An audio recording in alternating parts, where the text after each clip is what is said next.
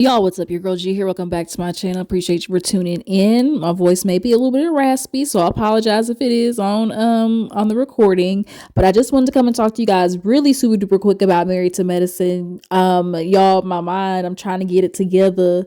And remember all these goddamn shows because they're kind of all out right now. Then also as well, so drowsy still in my head from being sick. And so all the things I missed, I'm like, oh my god, dang, I missed Married to Medicine too as well. I totally forgot about that. So yeah, you guys. So I'm just gonna run through everything. Honestly, not a lot happened this episode, which is why I kind of forgot. Like it really was just kind of like an in and out episode. So let's go ahead and get into it. So yeah, everybody who stay tuned, make sure you drop down in the comments. Let me know that you stopped by. And let me know what you feel about this episode and how you feel about this season so far. All right, let's go ahead and get into it. So y'all, we have this first scene with Toya and Eugene and their sons. I really do typically love their family scenes just because the relationship that they have with their boys is quite entertaining, and that young one Avery, the one that was dogging Toya out over that Birkin bag. And she's like, how do you know how? He's like, because you've made it your whole personality. Like literally, he be rolling his eyes when it comes to Toya. But Eugene was in the kitchen, like he just gave her a peck before he left or something. She was like, no, you're not supposed to do it like that. You're like, you're supposed to grab my booty. And so he did. And so it's like one of those things, of course, like growing up, seeing your parents be affectionate towards each other. That is normal, I guess you could say. Like, a lot of kids would think about like, oh, I never saw my parents be affectionate growing up. But, in this instance, they will grow up with that. And not be afraid to show a woman affection. But sometimes Toya is just so awkward. She's so open with her kids. I remember when they were talking about they found like a dildo like in her suitcase or a vibrator one time in her suitcase. Like, yeah, like they have a very reciprocal relationship, in which a lot of that, Toya tried to make fun of later with Eugene, just them being very open and, communicative with them. But nonetheless, back to the scene at hand, where I want to get into is realizing, where they have that saying, oh, you peaked in high school. Yeah, I'm realizing that's Toya. Toya has peaked in high school. Every time when we see about talking about the dynamics of her and Eugene's relationship, it is always one of such that she's the cool one and he's the nerdy guy. And she would have, made him this and, would have been able to doctor him up and make him popular. And Eugene's like, girl, I was literally prom king. What are you talking about? And when you look back at Eugene's pictures, he actually was quite like a handsome young man. So like Toya is not finna play me with this whole thing that she's doing, because I remember from the beginning seasons, Toya stayed talking about like how people used to make fun of her because of the stuff that she would wear. I remember, I know I'm not the only one. Y'all drop down in the comments and let me know. Toya, all through junior high, whatever high school, didn't have what the other girls have. It's clear that you were not the actual popular kid in school, because when you were, like, you didn't have to say, you constantly don't have to remind somebody of just how popular you were. And it shows just that how much of the things that happened to you as a child really still affect you. Because I think Toya still hasn't got over about how she felt insecure as a kid in those situations of not being that girl or in the clique or things like that. That's just what Toya is giving me. She's always looking to impress.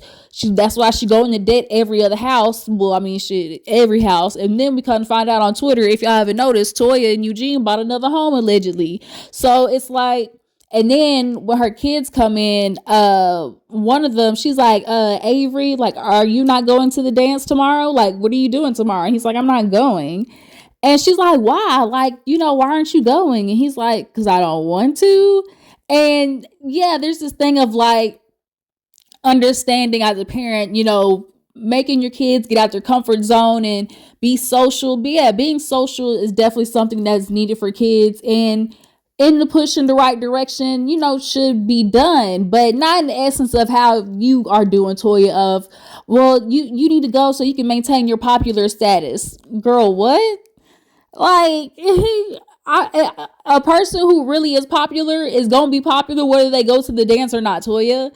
Like that's what you seem to not like. That's why I tell you, like, Toya is so stuck in high school and just like where she felt her most insecurity in life, which is why she loves the fact that she gets to say now, like, oh, I'm with the smart kid and made it type situation. Like, I was into the bad boys, but, I wisened up and got with the nerd. And look at me now. I'm living the hot, I'm a cool mom. Y'all know what I'm talking about. Off of Mean Girls, she wants to be, I'm a cool mom. Like, that's what Toya wants, right? And it's just kind of like, heal that little girl inside, Toya, from baby you to baby Birkin, okay? But they end up talking to the boys about, girlfriends this and girlfriends that. That's another thing that does bother me. All that, his cute little girlfriend boyfriend stuff, and it's like, nigga, y'all don't even know each other. Like, stop it. Y'all really don't even know each other. But they ended up bringing up how I guess somebody got caught in the closet at school, and Eugene was like, now that I better not get no goddamn call about that now. And for sure, definitely was something I would never want when I was younger. Imagine getting a call to my parents like that. No, just the idea of a whooping. Anytime I thought about doing something, like, I just would think, like, what is the whooping on the other end gonna be to this? A lot of y'all know the generation that we grew up in, hell, ass whoopings was getting handed out like, candy on Halloween, okay? But nonetheless, the conversation that Toya is always having with them is just so superficial. And I do love the fact that Eugene does talk to his sons. Because Toya wants to do this, they can easily manipulate you and and it's like, is it manipulation, or is he actually just sitting down talking to his kids and he's able to say, hey, I understand that, or hey, I was wrong, or like, Toya is somebody who just gives hard-headed, but you can see her sons really just roll their eyes at her, like I said, and they just take her for naught, because it's like, yeah, you can try to be all hard and stuff, but like, look at you. But let's go ahead and move on. Enough about that. So you all know that Jackie is on her, maternity rate, low rate or whatever, kind of fix right now because of obviously last season. She got caught, kitchen table talking, and it wasn't just at the kitchen table, okay? So now, it kind of does seem like this year definitely some recoil of, obviously with the Met Gala. There was the Met Gala, and she did the, what is it, for Kira, for moms. And so, yeah, y'all know Jackie's definitely got her finger on the pulse with this, but now even more with, Kamala Harris discussing, Roe v. Wade and things like that. It's always going to be there. So nonetheless, Jackie got invited to the White House, and she invites Heavenly over. And she, first of all, Jackie, don't make no goddamn mocktail. If you bitch, like, I'm like, Heavenly, if you finna make a daiquiri, don't just make a daiquiri, not put no liquor in it, girl. But they go outside, and Jackie pretends to be all excited, like, oh my god, I gotta tell you something. And sorry if y'all heard my phone, y'all. But she's like, I'm going to the White House, Heavenly. Like, I'm just so excited. I'm gonna go see Kamala Harris.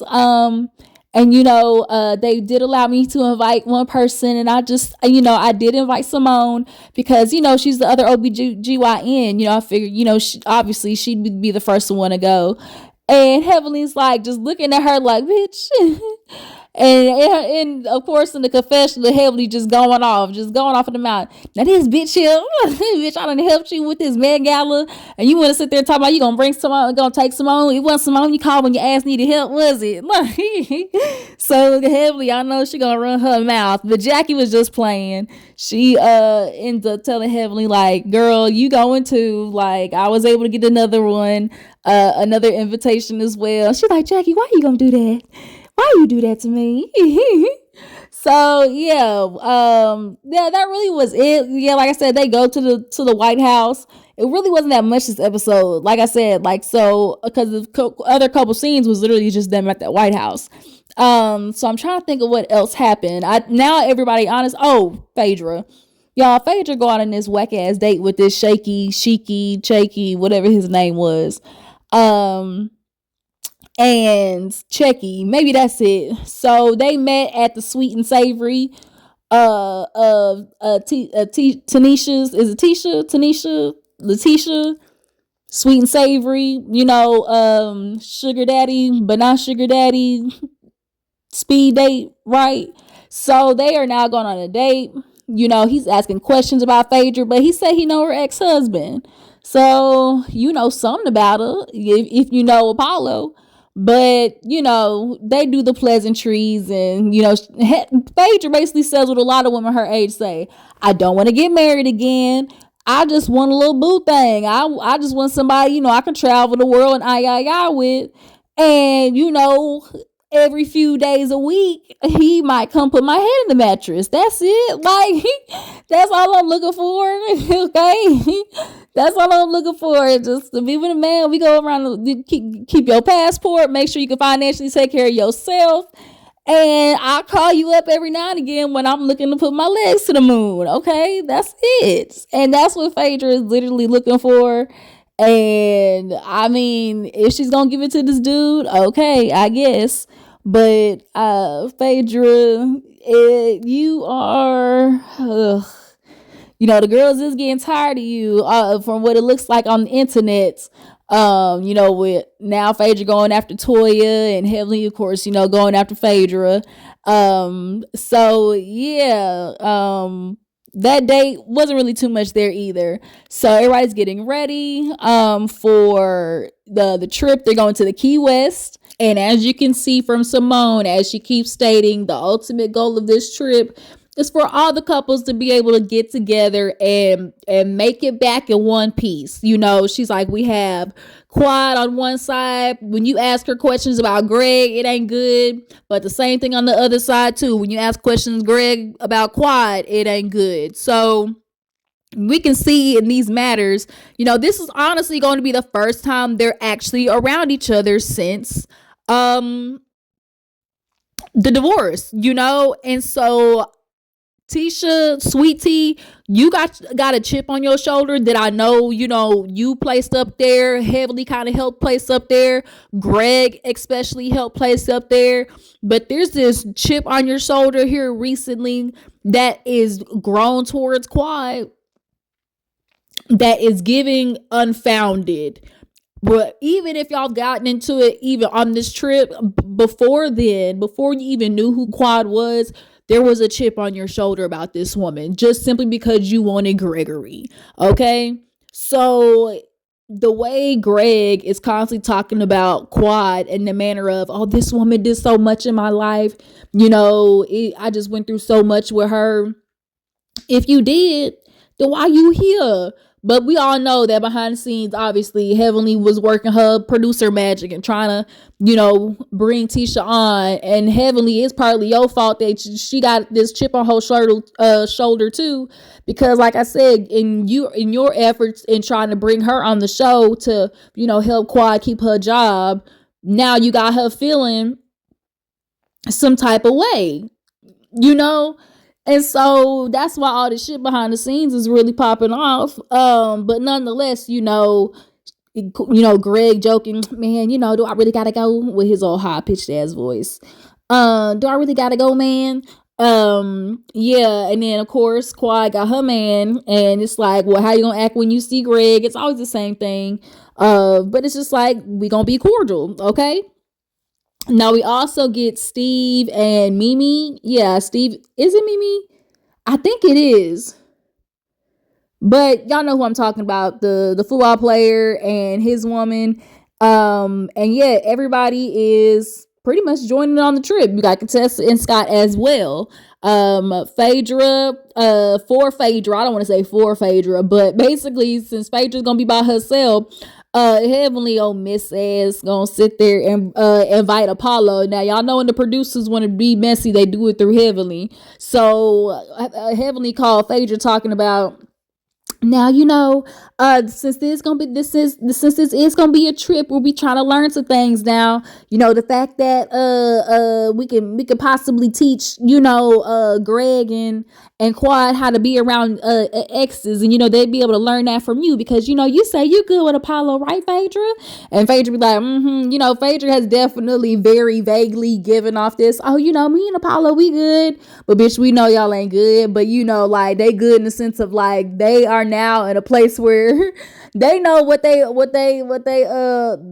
order is in black and white, and what they have to fulfill of visitations. Okay, they are on par with that with each other.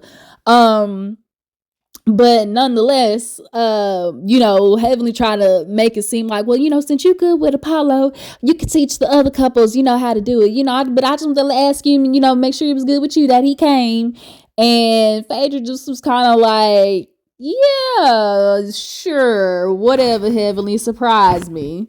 So yeah, we obviously are gonna see how that pans out when he does come. But in the confessional, she wants to sit there and be like, well, I don't know how it's gonna be, because I don't really know if genuinely, like, Phaedra, if this is, I think it is, like, in the essence of filming and just actually being within close proximity when it comes to Apollo, because when he dropped them kids off, it's given he stay in the car.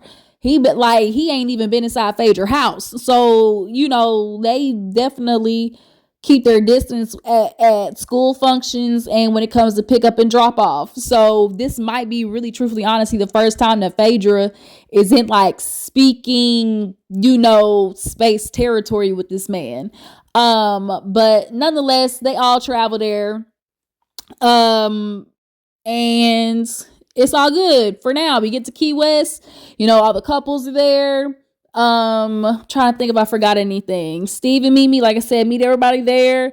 And now it's time to get the itinerary read. You see everybody pulling up and saying hi. Heavenly, she give Sweet Tea a hug, because she's like, we good now. We went out after the speed dating event. We had, a good time. I apologize to Greg, which I'm finna say, speaking of, I'm finna call it out right now. Y'all is not slick. I remember I told y'all how why haven't we had a scene with Greg and Heavenly, or Dr. Damon at least acknowledging how it needs to be Heavenly apologizing to Greg for what she did. And they were real slick how they did that, because we hear that, oh, y'all are good just by virtue of y'all coming back on the scene one day and be like, oh yeah, we talked, we're good, and I apologize, to Greg while we was out. Heavenly knows what she said to Greg was wild and inappropriate, and the production and Bravo knows what she said was wild and out of whack. But that still don't change the fact that she needed to apologize to him on screen, because what happened between them was very public as hell. So that apology needs to be public as hell. But they was real sneaky about how, letting Heavenly off with or Heavenly really being sneaky herself, because she asked production to just let it be.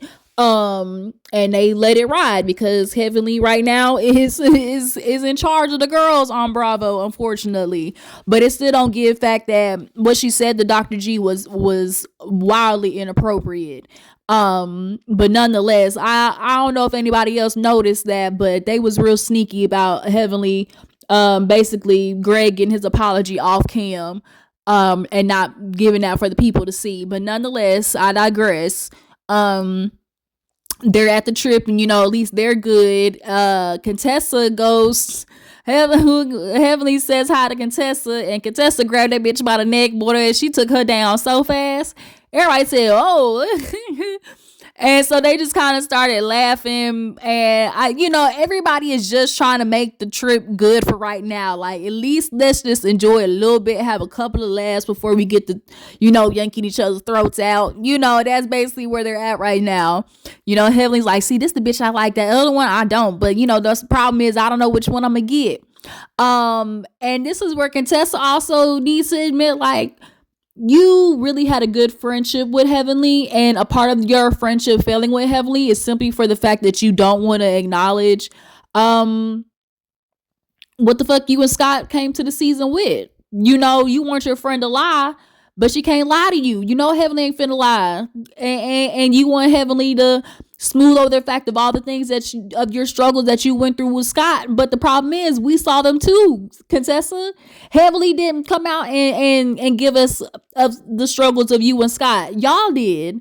And instead of taking the shit out on Scott, she want to take it out on Heavenly. But nonetheless, that's a part of why the relationship had fallen in the first place. But for right now, like I said, they good. What else am I thinking? Oh, this was a funny part where Eugene was packing up and Toy was like, oh, those are nice. I ain't seen none before. He was like, yeah, since I lost a little weight, my selection done grew. Cause that's always the thing people be talking about when you big, you ain't got no selections and you ain't got no clothes to wear. But everybody is there, check in, Phaedra's there. Obviously Greg and Quad don't say hi to each other. It's a smooth walk on by, and Tisha always got this mug on her face when it comes to Quad. And so everybody gets to, like, after checking in their room and stuff, they come to the table and basically everybody's assigned their teams, and they assigned their teammate the person basically that they beefing with the most right now. So, at the table, Phaedra comes out with a shirt and it was like, all these bitches or something like that from what she said to them the last time. And they were like, so she was, Simone was like, are you sure you want to be around all these bitches? And they basically were kind of like pulling Phaedra up on what she said. And she was like, I'm trying to let y'all know, like, I told y'all what I said I was going to do, and I did what I did. And I ain't what y'all said I ain't do what I did, so I did what I did. Okay. And I wasn't finna let no bitches in general, like, try to play me. And so Quad, basically her little rebuttal was like, but these ain't just those bitches, these are, White House visiting bitches, these is degree bitches. So, if Phaedra didn't care, all right, at all. And so Quad ended up getting called up for something else as well. When they called her name, literally Greg and Sweet Tea had the stankest of face. Like, Quad can't even breathe around them, and it's already just like stank face energy. Like, girl, Sweet Tea, you allowing Greg to give you that, and it's just like, don't do that. Like, for all the reasons you think like what you did, like you won and you're trying to prove to everybody else you and Greg's relationship, you're literally only falling into exactly what he wants and what you're too dumb to see. But yeah, nonetheless, what happened after that? They were like, okay, yeah, they did the groups, and Quad was like, so what's the assignment, Simone? And she's like, for us to teamwork, make the dream work, and go home or whatever, fix our issues and go home. And Toya was like, well, shit, can't you just lock Contessa, Sweet Tea, and Heavily in a room? And everybody looked at her like, bitch, now, goddamn way we can't lock them hoes in a room. Contessa sitting there talking about, shit, it's gonna be two of us that walk out there, bitch. And we know because Heavily don't fight, okay? That she the call the popo hoe type bitch, okay? So Contessa, I mean, that one on her own, she wouldn't be able to handle, let alone Contessa and Sweet Tea. Polar Heavily would come out walking like Jackie after she fell from trying to wrangle Contessa. So she said, come get this bitch. Get this bitch off me. And so yeah, they go out there, they line up for kayaking. And that's really kind of where the episode ended, you guys. So yeah, I just want to do a quick little 1-2 with Married to Medicine. Y'all drop down in the comments and let me know what you feel about the episode. What do you guys think about Toya? Do y'all feel like she's stunted in her mind? She peaked in high school. What you guys think about Sweet Tea? Is she taking on Greg's energy towards Quad, you guys think? And do you think that matter of fact, that's it, y'all. Bye.